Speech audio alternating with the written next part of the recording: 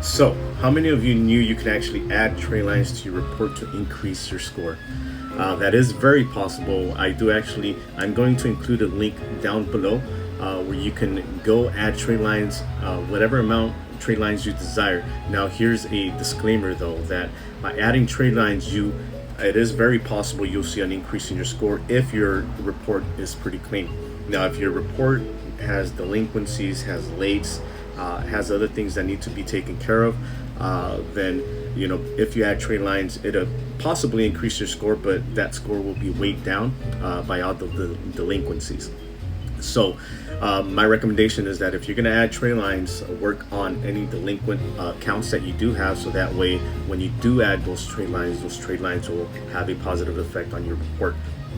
Now, I'm going to include the description below, the link where you can go add as many trade lines as you think you may need. If you have any questions, please let me know, so that way I can make a recommendation as far as how many possible trade lines you need to make sure that your report is pretty good overall, not just on adding trade lines. So if you guys see this video as informative and you would like to share, please share this information with any of your loved ones. The link is going to be below. If you guys want to add trade lines, have any questions, do let me know.